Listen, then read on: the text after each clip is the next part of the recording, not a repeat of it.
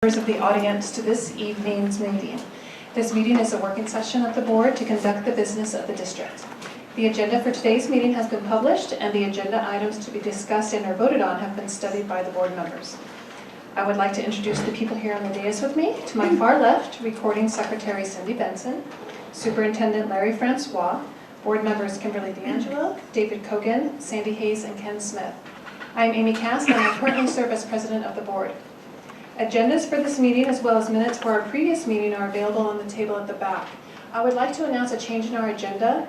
The board had a special meeting this afternoon during which our 4-hour board retreat, we studied proposals that we received from superintendent search firms.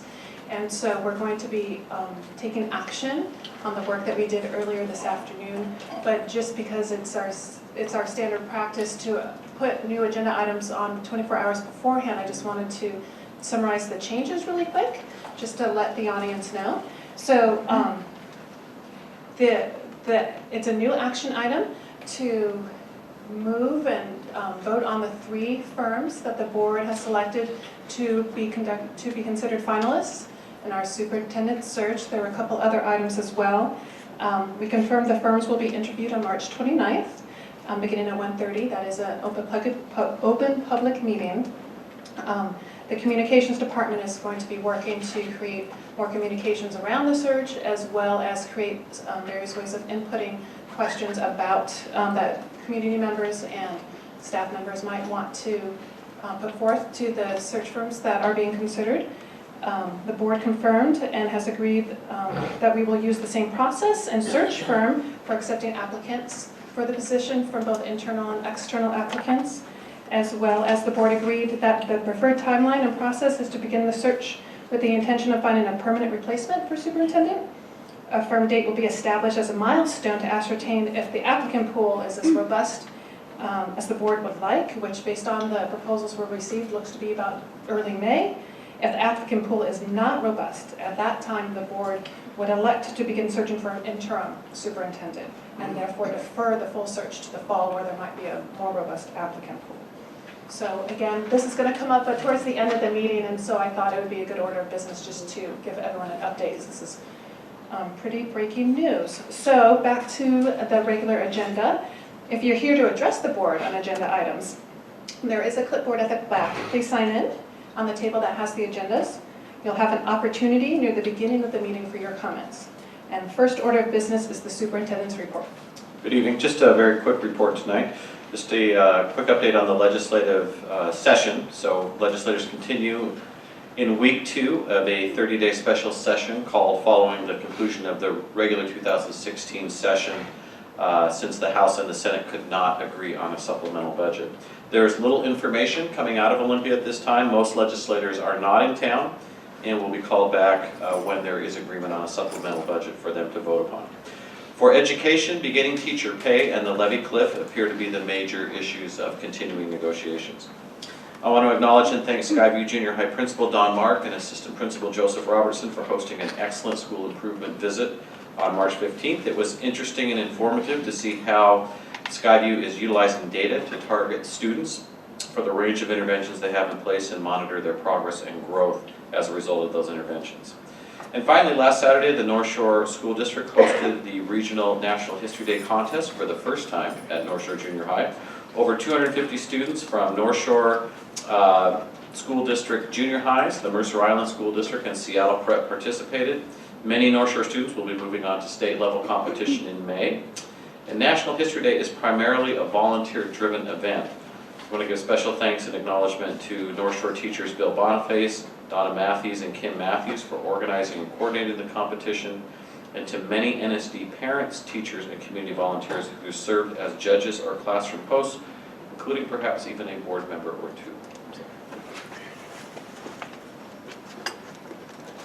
Next on the agenda are association and public comments. The North Shore School District Board of Directors has set aside a period of up to 60 minutes to receive updates and comments from association leaders and citizens from our community. The board expects speakers to address matters related to district operations, policies, procedures, and agenda items under consideration by the board. Comments should not make reference to any employee or representative of the district by name or by identifiable reference. Board meetings are not the appropriate setting for personnel complaints. If interested, there is a complaint process available through the Office of the Superintendent.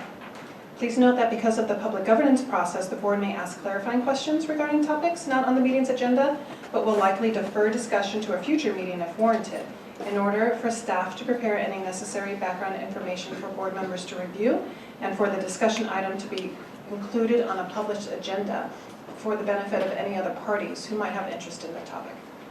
Alternatively, a district employee or board member may respond to individuals offering public comment at a later date if warranted to do so. When addressing the board, please state your name clearly for our records. Please limit your comments to 3 minutes. There's a timer that will sound when your time has expired. We thank you for your participation in the governance process. And first of all, are there any association leaders wishing to address the board?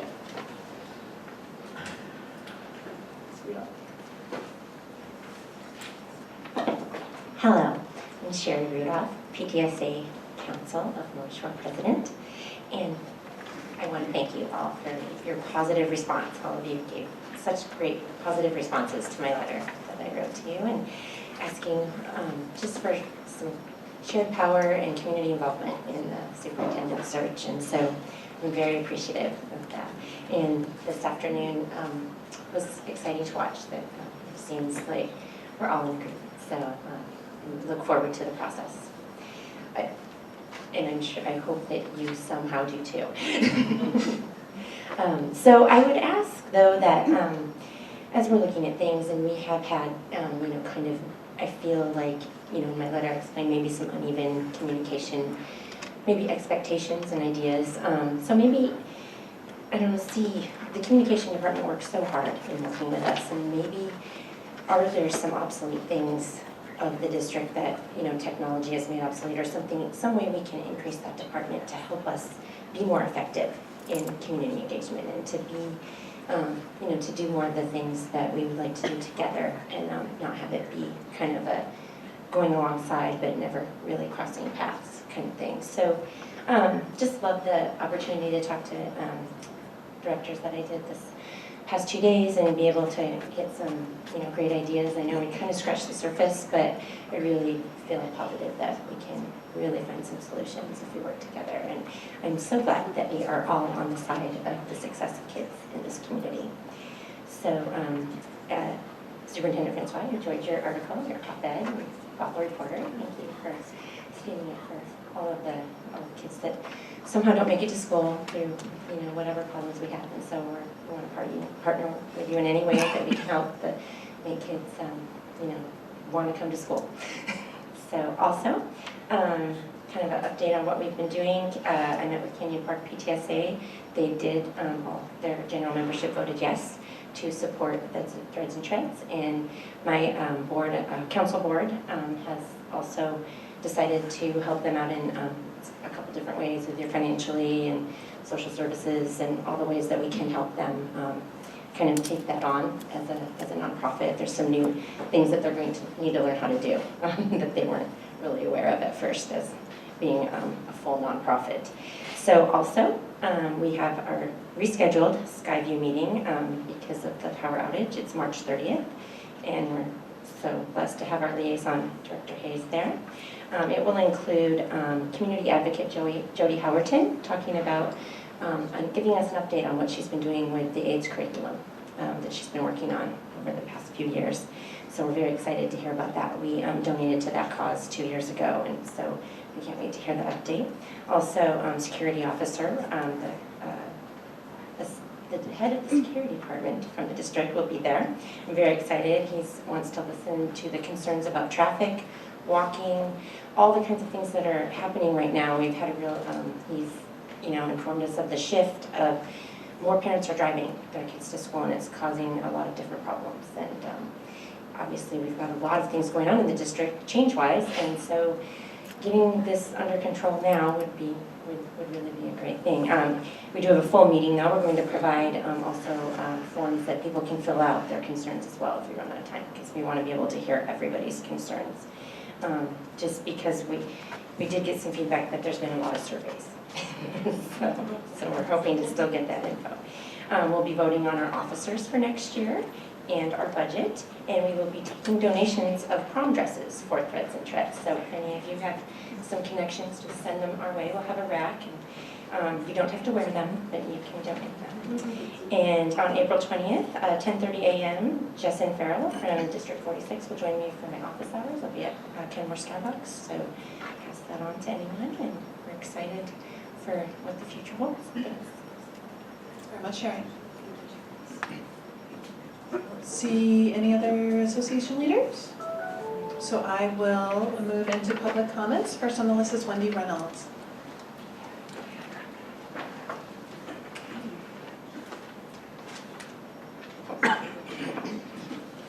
My name's Wendy Reynolds. I think you guys all know that. But tonight I'm here to speak as a friend and ally for our LGBTQ students. First, I would like to thank the principal of Kenmore Junior High for recently making gender-neutral bathrooms available to students. I would like to see this policy go district-wide as well as other resources for our LGBTQ students. If you're transgender or gender non-conforming, just walking through the door of a public bathroom or locker room can be a stressful, scary experience. If you are not out, your physical gender may be discovered. This can lead to harassment, bullying, even assault.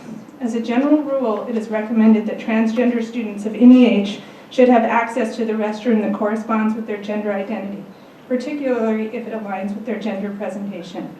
When a student desires privacy, a single-stall bathroom should be made available. It is important that the use of this single-stall bathroom be the personal choice of the student and not forced or mandated.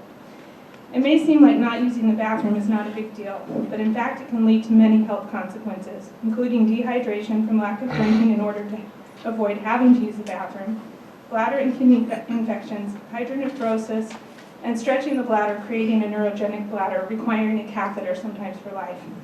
And it's going to list some facts from Trevor Project, CDC, and PFLAG. Suicide is the leading cause of death in LGBTQ youth nationally. 30% of gay youth attempt suicide. LGBT youth are 4 times more likely to, and questioning youth are 3 times more likely to attempt suicide as their straight peers. However, nearly half of young transgender people have seriously thought about taking their lives, and 41% have report having made an attempt. We need to give our transgender students a safe place to use the bathroom. We also need strong anti-bullying policies in place. About 2/3 of LGBT students report being sexually harassed in school in the past year, while 35% report physical assault and 12% sexual violence. Harassment has been so severe that almost 15% of kids leave the K-12 school system. LGBTQ students at schools with comprehensive policies on bullying and harassment are much more likely to report the harassment to school authorities, who in turn were more likely to respond effectively. We must make our schools a safe place for our LGBTQ students, and offering the option of gender-neutral single-stall restrooms is one important step in making them safe. Thank you, Wendy. Nancy Chamberlain?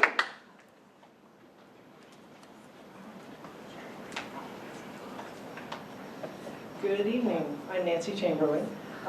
So I have 3 things I want to say, and one is to thank the board for that amazing study session today that we were privileged to watch. I've been coming to school board meetings for about 8 years, and that first few hours, that was the best I've ever seen one of our school boards interact with each other. So I want to praise especially you, Amy. You led the charge very well. Thank you all. Second, you had a great discussion at the end involving community input, community input and task forces. And I want to say that I agree that the charge of task forces can and should be flexible. Right now I'm on the start time task force, and we very much appreciated the feedback that you guys were able to give to us, and allowed us to redefine our role moving forward, and will allow us to be a more effective task force when we eventually give you more than one recommendation.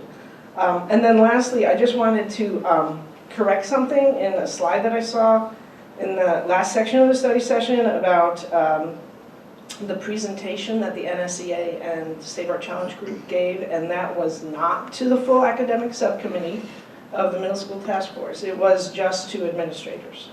So the teachers and parents on the task force still have not heard from us. Thank you. Thank you, Nancy. Timothy Knapp?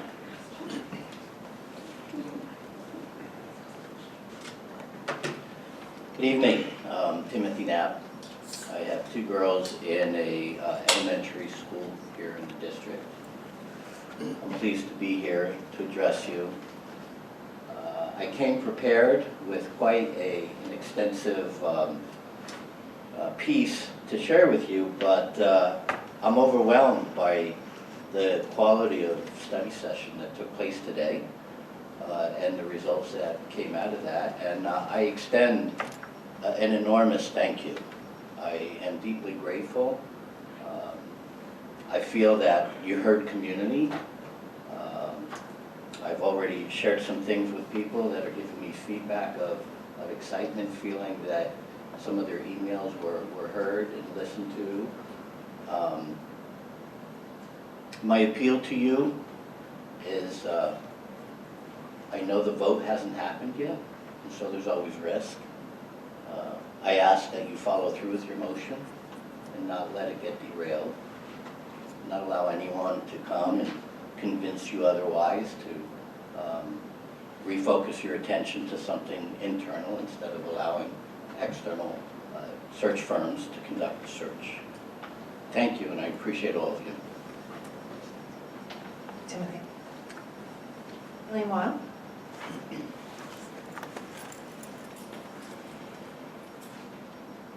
Thank you for hearing me this evening. My name is Elaine Wiley, a founder of Gender Justice League and a trans woman.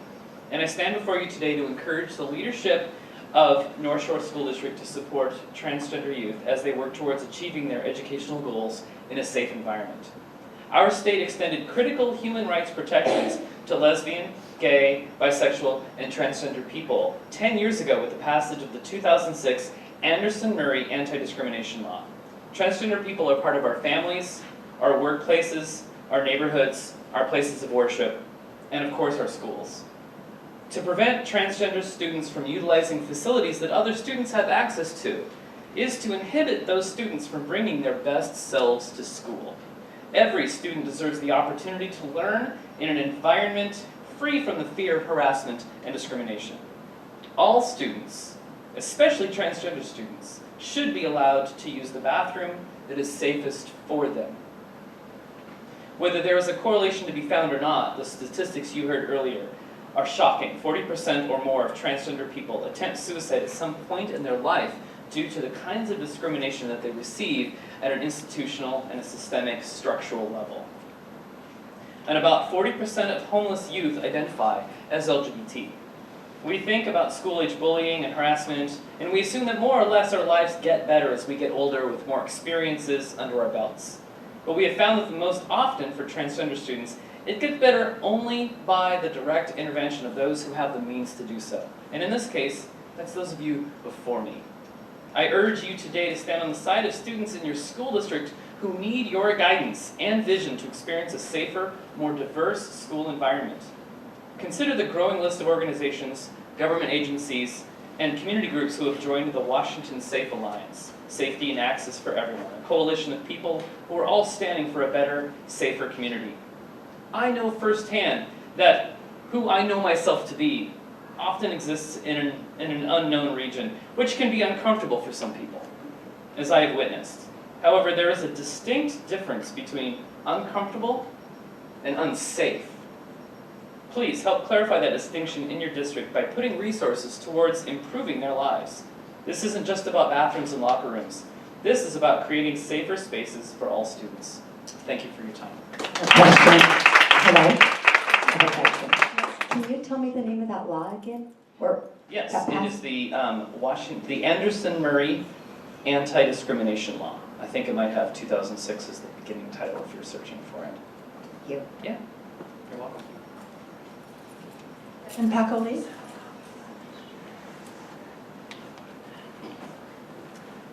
Hi, my name is Devin Paco-Lee, and I didn't prepare anything. I came to support all of the students in our district, but I really feel compelled to stand up here and speak to you guys as someone who is not a member of the trans community and whose children are also not members of the trans community, but as someone who has many friends and family members in the trans community who have encouraged me to get more involved, come to these meetings and make sure that you guys understand that this is a very serious issue. Students, even in the elementary school level, deserve to have a safe environment to learn, to use the restroom. We all have to use the restroom. It is a basic human need. It is not something that anybody can avoid needing to do. And no student, whether they're in kindergarten or in a senior year in high school, should be afraid to use the bathroom at their schools. It is very important to me. It is very important to my family and my friends that this is available for students, that they have a safe place to use the bathroom at any point, that they are not forced to use a bathroom that doesn't align with their identity and that may put them in physical danger as well as emotional and mental danger as well. My children are very supportive of all trans, the whole community, and I think that the more that we are supportive of this community, the more our children will understand that people are just people. And the younger that we allow students to be who they are, the less likely they are to be bullied as older students, the more likely they are to be surrounded by people who will stand up for them and who will support them, and they will feel safer to come to school. All of our students in a public school setting should expect to have safety and be able to have the same education opportunities as everyone else. And so I'm here just to stand up and support the community as a whole. And as an ally, there are lots of us. And that's really all I wanted to say. Thank you very much.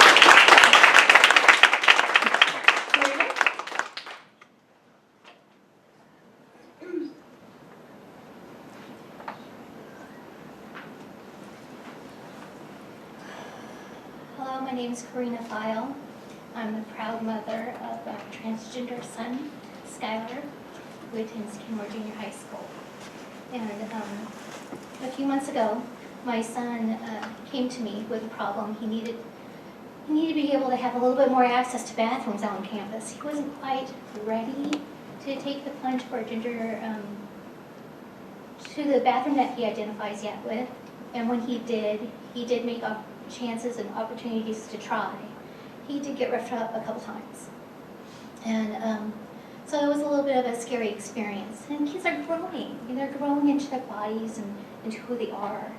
And as a young trans person, they're still growing through a process of you fitting in and being safe, and the last thing you want is your child being hurt in a bathroom. Or not going to the bathroom and not drinking fluids like my son was doing. And making himself sick. Because the only bathrooms that were on campus were in the nurse's office, that were gender-neutral bathrooms, and an administrative office. So what I'd like to say is that most of us are aware of the King 5 interview that happened, and I did get permission to say my praise and thanks for Principal Sanchez. It took just a simple little idea that we connected on, and the thought that just there's these bathrooms in every building in North Shore School District that are single bathrooms. They're teacher bathrooms, but they're there by design. They're existing. It doesn't cost extra money to have them there. And to open up some of these bathrooms and allow others to use them, student body persons to use them, whether they're anywhere in the LGBTQ AIO spectrum and straight, they all can use them and have a safe place to just have a basic need and function of use. So I'm here to ask is that you please consider a new policy tonight. That NSD adopt a district-wide policy changing and converting all single bathrooms to gender-neutral bathrooms and opening access of those bathrooms to students, increasing greater accessibility, availability, equal opportunity access to students of the LGBTQ IAO minority population, and thereby making a more accepting, all-inclusive school-place environment. By design, we talked about these buildings, how great they're already existing, those single bathrooms. But the cost of a sign doesn't cost that much. It's not building a whole new facility. You know, we just change a sign. The school place accessibility should be equal to that of a gen ed population and otherwise less restrictive than the current district policy of a nurse bathroom or an admin bathroom for the LGBTQ2 campus bathrooms. The current secondary school place settings are much greater in size and capacity and offering less options for basic need of bathroom use. I'd like to ask that you consider setting aside funds or funding for these improvements to be made, and maybe consider a parent-student families council to better identify the LGBTQ population needs as a school and the families within the district, and so we can better help support them. And I don't know if there's a way to identify in demographics, in the breaking down of the demographics, the numbers of those minority persons. Because if we can strive for funding and grants and scholarships and aid that otherwise is unobtainable without the number. Thank you. Question. Hello. Karina. Do you mind if Director D'Angelo asks you a quick question? Thank you. I'd like to clarify while you're here. Thank you. So are you asking that all staff bathrooms and teacher bathrooms at a particular school, all of those single-use bathrooms be transformed into gender neutral, or would it be, you know, if there was 4 in one school, 2 of them being gender neutral and 2 of them remaining staff bathrooms? Well, I think Just that wanna also clarify what has you're a asking. relation to class size, campus size and population. Currently, in all the state, at the elementary level, there's a nurse bathroom we can use. It's recommended by the OSPI, and maybe an optional second. But we take our feeder schools and we make junior highs and middle schools, and we feed 3 or 4 schools into that new school, and that population is huge. We now have these kids who are running up and down stairs and across campus to go use a bathroom, or maybe not use a bathroom because it's hard to get back to class on time, or maybe get to class on time. And to be able to have a gender neutral bathroom identified within the school district, you have to out yourself first. That's hard. Some kids are outing only to themselves or their friends, maybe not even family, but to some lady or some gentleman in the school office. So to answer your question, I think that it's going to be obvious that there are teachers who are going to want some bathrooms to themselves, but at the same time, we're not giving equal opportunity to a basic bathroom need to students in these buildings where there's big, huge bathrooms for the boys or the girls. And if you're not ready for those boys and girls bathroom, at least, you know, there's a single bathroom option. And sharing the option isn't such a bad choice on the secondary level. Thank you so much. Thank you very much. Thank you. Cindy Bredstein?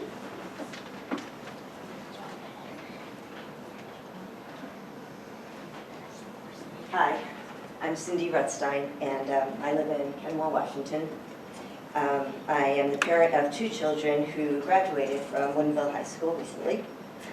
And, you know, ever since their introduction, which happened during the Civil War, restrooms have been ground zero for civil rights, whether for people of color or people with disabilities. Discrimination against transgender people has brought this issue so sharply into focus. So whether you're a parent or not, imagine sending your child out into a world where many people won't accept them. Up until now, we in our North Shore School District have asked every single student to conform to one or the other binary. We have students on the gender spectrum, and we need to decide about having all gender neutral bathrooms. We need to decide that that is the right thing to do. Children don't know gender norms until we as adults teach them. Yes, with any change, parents will have questions. When they realize that it's similar to using a restroom at home, they'll see that it's not that big of a deal. So the question is, are transgender students protected by federal law? Yes. In 2014, the Education Department's Office for Civil Rights issued guidance saying that transgender students are protected under Title IX, a federal law that prohibits sex-based discrimination in federally funded education programs. The guidance defines discrimination against transgender people as actions based on gender identity or failure to conform to stereotypical notions of masculinity and femininity. This is in line with the American Psychiatric Association's position in gender dysphoria, the diagnosis now used for people whose birth gender does not match the gender with which they identify. Converting most of our bathrooms to gender neutral benefits all students of every grade level and creates a safe and supportive environment for all of our students. The North Shore School District's responsibility is to respect the students, and the school's responsibility is to not teach discrimination. In Los Angeles, there's the United School District, a very large school district, as you can imagine. Judy Chasen of the Los Angeles School District's Office of Human Relations, Diversity, and Equity says, and I'm quoting, "I have yet to be called into a situation to respond to an actual incident. I've only had to respond to fears, and the fears are unfounded. Schools must be a safe place for learning." I'm almost done. Students should not be made to feel vulnerable at school, no matter who they are. We may hear terms about the vulnerability of children and the minority making decisions for the majority, but let's be very clear. The most vulnerable children in this scenario are the transgender students. Every school in the North Shore School District needs to have gender-neutral bathrooms. Now, thank you.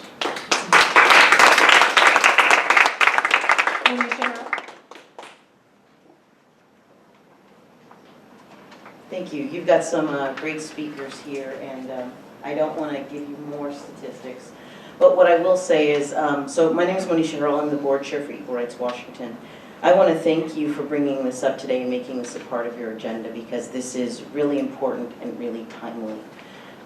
We are dealing with a moment right now in our state where our 10-year discrimination law is being challenged. That law stated that people could not be denied access to facilities because of who they are, sexual orientation, or gender identity. We are seeing a challenge to that now, and we shouldn't be, because it's very basic. Every minority group, if you think back through history, every minority group has its bathroom moment. That moment where we think the sky is going to fall if we allow them to be human. The sky will not fall. And I want to assure you that what will happen with these young people is that they will be able to successfully complete school.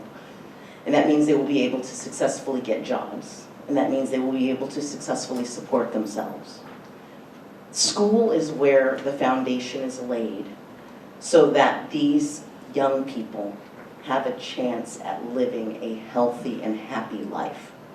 This is your opportunity to set them on that right path, to be able to say, we are not going to start this moment compounding the inequities that you will feel throughout life. They don't have to start here. So as you think about these policies, think about what you're doing and how you're setting these young people up for success going forward. And know that you don't have to do it alone. There are organizations like Equal Rights Washington. As wonky as it is, we are a policy organization. Reach out to us. We are happy to provide you any information you need, any data you need, any assistance. We will also provide resources if that is what it takes. We will connect you with grant opportunities and those things if that's what's needed. We want to make sure that our kids are safe and that they're happy and that they're healthy and that they're able to complete school and be contributing adults. So thank you very much.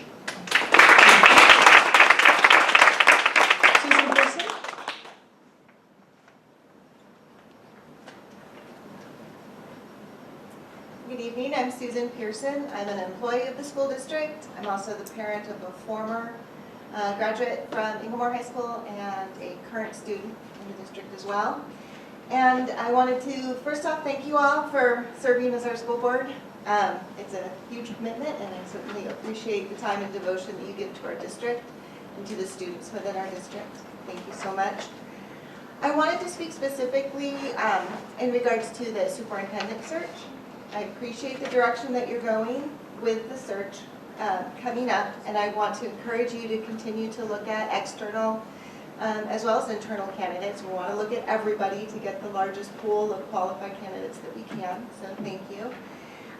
One of the things I want you to consider is when you are seeking community engagement in the search process, which I believe is critical and very important to do, I'd like you to strongly consider that we have a very diverse community within North Shore, and I'd like you to consider different modes of gaining community input, whether that is some in meetings, maybe an online survey, maybe things bilingually, I don't know, but we have a very diverse community, and I would like to see that engagement come from all aspects of the people within the North Shore School District. And that's it. Thank you so much. Terry Stewart.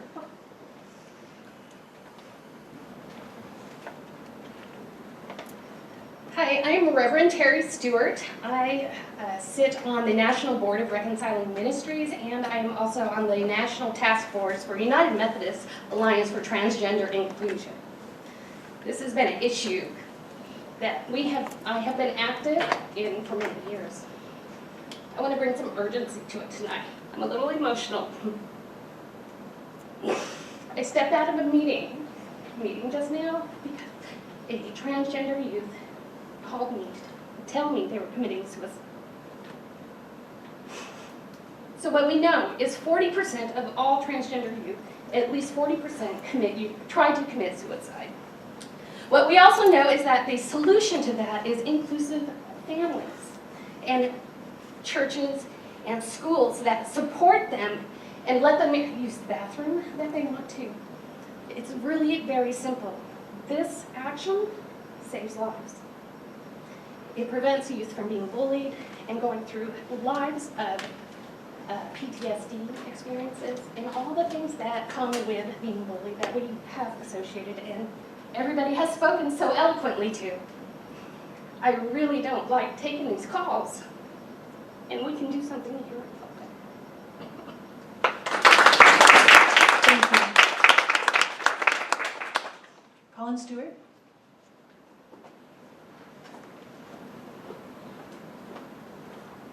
Hello, my name is Colin Stewart, and I was a student of the North Shore School District. I graduated from a different school district a few years ago because I had to leave the North Shore School District when I came out as trans and they didn't support me. There were no bathrooms for me to use. When I was trying to figure out what to do in this process of coming out and switching my name and figuring out how to get teachers to refer to me as my chosen and my proper pronouns, I talked to a counselor at my school and they said, well, you can use the nurse's office, which there was no way at my high school to make it to the nurse's office and back to classes, and so I would get late slips. And on one occasion when I tried to go to the nurse's office and asked if I could use the restroom, I was told that I needed a note from my teacher, and I was sent back to class. And when I asked my teacher for a note, they asked why I needed a note, which meant I had to actively out myself to my teacher for the simple process of going to the restroom. I ended up switching to the Seattle School District, where I went to Nova High School on Cap Hill, and they have gender-neutral bathrooms there and always have at this point. They also have a zero tolerance for bullying of any type. If there is bullying, that student will have a meeting with teachers, will have a meeting with the principal. Often students who end up bullying other students, if they do not change what they are doing, they will be removed from the school. It is not tolerated, which should always be the policy when you are treating others cruelly for something as simple as their gender or their sexuality or their race.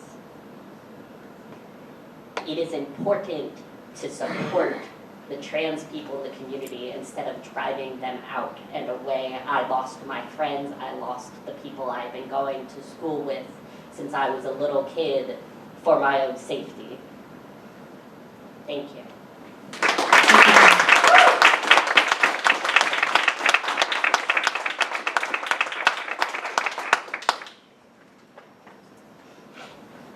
Thank you. So that concludes public comments. We are going to move on to the next item on the agenda. Just a point of clarification, just because I heard something mentioned by some of the speakers about the issue of gender-neutral bathrooms being on the agenda. It actually isn't an official agenda item.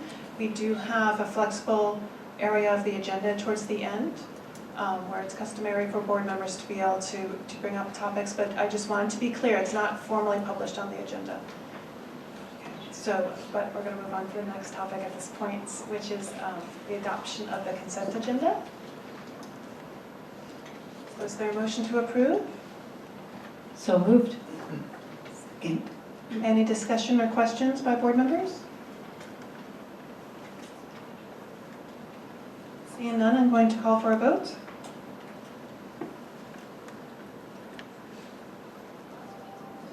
And the consent agenda passes unanimously.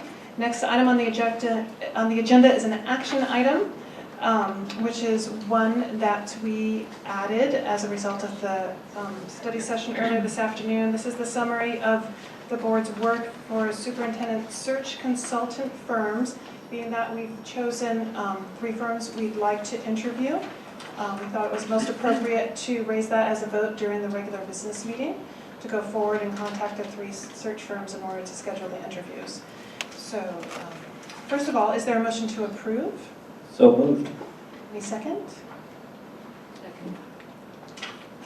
Okay, so any discussion at this point? We do have, at the end of the meeting under board reports, just our recently added superintendent search update, which if there's any other topics, perhaps I had a thought over dinner that I'm going to reserve till the end, but does anyone have anything specifically about our action on these items?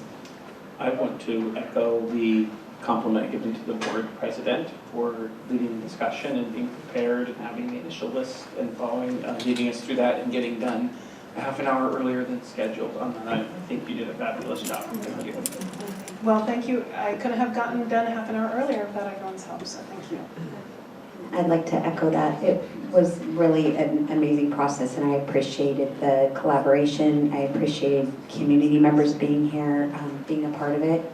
And do we want to say right now the 3 search firms for people that and want? they're up there actually under the recommendation, Ray and Associates, McPherson and Jacobson, and Northwest Leadership Associates. Thank you to everyone. Questions or points of discussion? All right, so I'm going to call for a vote then.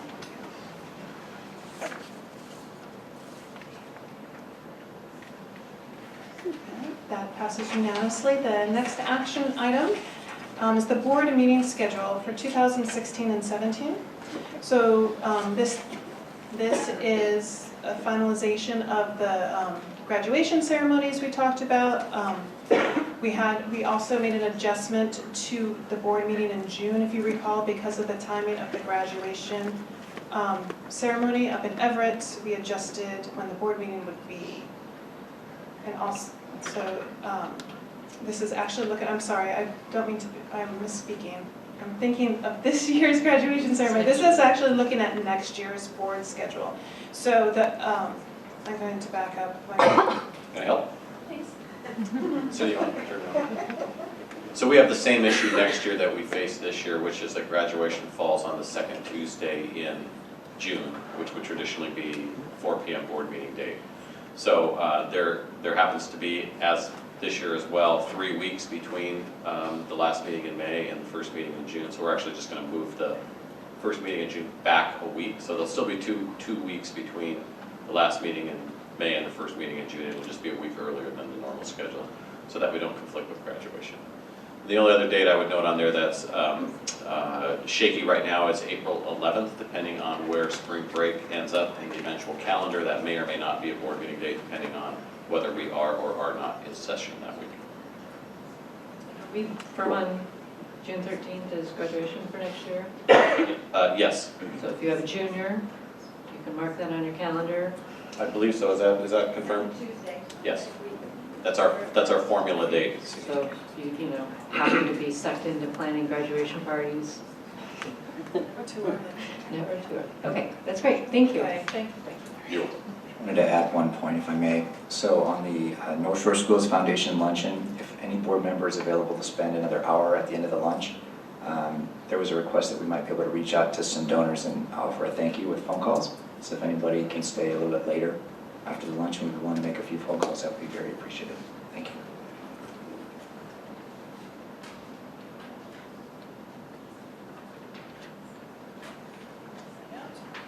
So any other questions about next year's board meeting agenda? This is a action item. So we're going to, I think I sense no more questions or discussion on this item. I'm going to call for a vote. I don't believe we are. We didn't make a motion? To accept. Is there a motion to approve? So moved. Second? Second. Thank you so much, everyone. We've been here since 1, I know. so. Not enough We're a caffeine, little rummy. apparently. Okay, now I will call for a vote. Thank you, everyone. Okay, sorry, paying attention.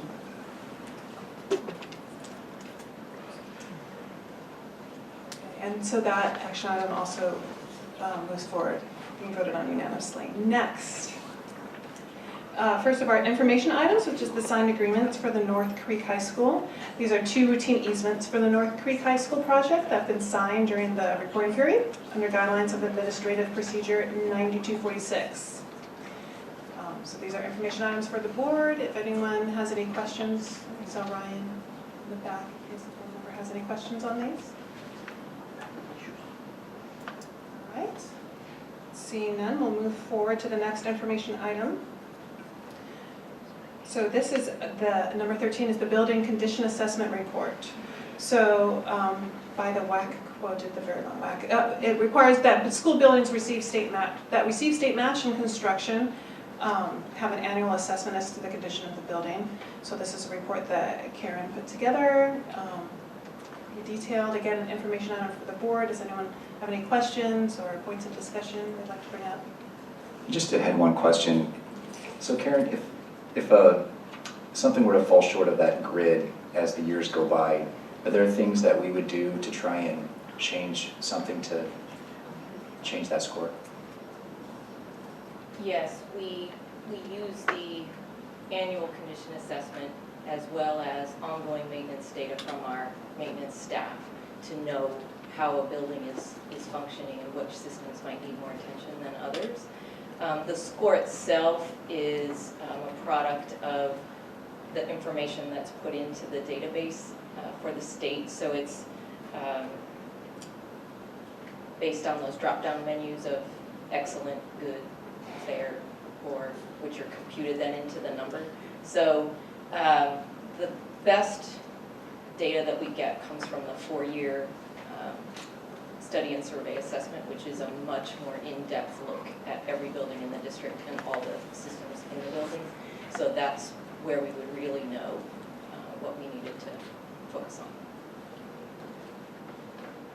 Following up on that, the 4-year study I don't know that I've seen that. Is that something we could get in a board briefing? Does that come up usually before or around the time the bond proposal is usually put together? Yes, the last one was done in 2012. We're just now starting the current one. So I think they've only done 2 schools, so we got a long way to go until we're done. The last one, the product, I'd be happy to try to get it to you in a briefing, but it's a binder about this thick. So if there's pieces you were interested in, that might help, or I can get you the whole thing. This one, we're expecting will be done by June. So, and we're hoping that this time we get more of an electronic product, more user-friendly, so that might be. I think waiting for this one would be much better. And Karen, didn't we just receive a $22,000 planning grant from the state to help fund our study and survey? Yes. Thank you, Karen. All right, then let's move on to the next information item, which is the district budget status report for January 2016. Again, information item for the board. If anyone has any questions or anything to discuss. I have a comment. I was thankful that we received in our board briefing a report following up to some discussions we had earlier about GAAP accounting, generally accepted accounting principles. And I think it's part, that memo and the budget report and everything is part of a larger conversation that's, we need some time to sit down with. And so I think, I appreciate receiving that, and I think we need to find a time sometime in the future to sit down and talk about that. And probably our next budget update would probably be appropriate for that.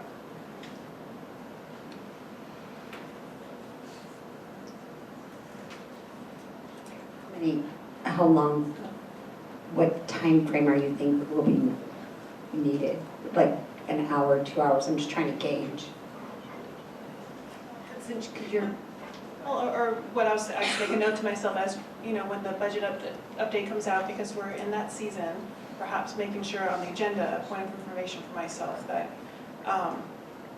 you know, because to your point, it could be a long discussion, but to keep the conversation moving forward, I can make sure we get it on the agenda. That's the request, if I heard the request correctly. Yeah, I think for the full board to have a discussion, I think that memo would be useful for the community to see, and then for us to have that, whether it's a study session or a full board meeting. Yeah, just have it as a discussion item, and I think there's really valid points that brings out, and that the community and the board should kind of look at that, and then begin the process of thinking about would adopting, you know, GAAP, generally accepted accounting principles, be the thing that we would want as a district to do or not. And it's a conversation that we would have to do it. But it's a very good discussion starter, and it pulls some of the materials forward that I think would be very salient for that discussion. I thought the memo was very detailed. Yeah. I don't know if I heard Lydia, yeah, that I thought that it really brought forward a lot of clarification around the question. Absolutely, yeah, thankful.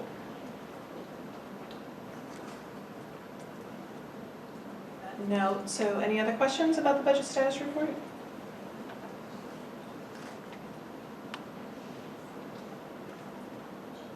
Right, seeing none.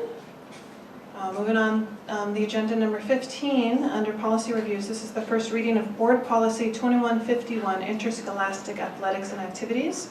So just for the audience's sake, in December 2015, there was discussion amongst the board about the desire to have a review, to revise this policy, specifically around the area of club sports in our schools.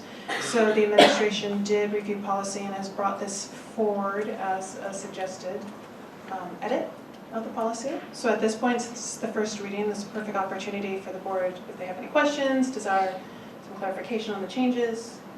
Like clarification on the changes. Do you mind helping us with some questions, Heather? I just want to clarify to make sure I'm reading it correctly.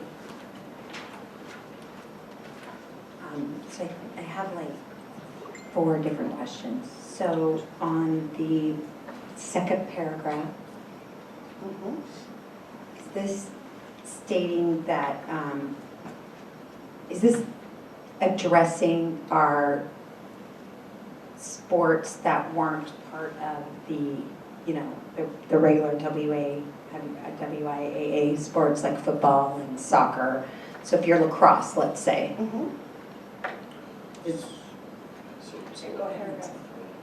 Lacrosse is not a WIAA recognized sport, so paragraph 2 would specifically be referencing those sports that are those sports and activities that fall under WIAA authority. And the board delegating their authority for the rules and regulations and requirements of those athletics and activities to the WIAA. And the board does that on an annual basis. Paragraph, I guess I should have said, paragraph 3. Is that addressing Oh, the issue that we were talking Yes, about? that addresses our non-WIAA activities, our club sports. Right now, we have water polo, and then looking forward to having the cross. So that's saying that they'll be able to letter? And That's in procedure, yes, that'll be in procedure. okay, but this is clarifying that in our policy, the procedure will say that they'll be able to letter, like it's officially sanctioned by us now. Is that how you state it? Yes, so it'll be in procedure, but if you look down to the 4th paragraph, recognizes interscholastic athletes, so that really is kind of the policy trigger that will give them the ability to earn a letter of their designated school. Yes. And that was what the students that had come that day were asking for, so then they can show that or to their potential college that they're applying to. That was That's one of the things they were Yes. one of the things. Yes, that's correct. And are we addressing, what are the other things we're addressing in here? Oh, there's many things. I mean, there's a lot more specifics and procedures that will be crafted and revised once we get policy approved. But there were many things that you asked for that we attempted to include in the policy revision. I'm not sure if I can go through each one of those specifically. I think that we've prepared the document. There's cross-outs, there's underlines. Is there a specific question? I just wanted to know if we were addressing the concerns that the board had discussed, and I'm sorry, I can't remember all of what those concerns were, so maybe Larry can ask. Yeah, so most of the concerns are really probably more in the procedural realm, so I would just want to applaud Heather and Chris Bigelow, Ryan Fujiwara, who've met several times since that initial board conversation with particularly representatives from the lacrosse group. And so I think issues such as field access, lines on field, those kinds of things, which really aren't sort of policy level issues, are being satisfactorily addressed and remedied, and I think that it's in a good place and will move forward positively. Yes, that's correct. Yes. I just couldn't remember what they were. And then under each participant will be required to furnish evidence of physical fitness prior to becoming a member. Is that through a medical release? Is that what it means? Sports physical. So I did have a community member ask me the question, what if students can't afford to get a physical? Do we offer directional places to go that might give free physicals? They were just talking about this being a barrier, and I don't know what the state law is concerning this, and so I just thought I of it would when I have read to this. research that with Dr. Bigelow, who's not here this evening, as far as the, if we help support the physical for families or for students. I know that those who can't afford the fees to participate, we do pay those fees partially, and we have several avenues to help students access our athletic and our activity programs that are unable to pay. I just can't speak specifically to the physical this evening. If you don't mind finding that out, that would be great information. I hadn't thought of it, and it could be a barrier to them being able to participate, so. I can check on that and get back to you. I'd just like to say thank you, because I know there's been several months of work with various clubs, you know, and interacting with water polo this week, and also thank you very much, because it is new territory, but it's nice to know that we can work with and support these kids. We're on our way. Yeah, Good stuff for kids, yeah. Thank you. One more question. Yeah, question. So the concussion element was in this policy, it's in an earlier version, I raised that.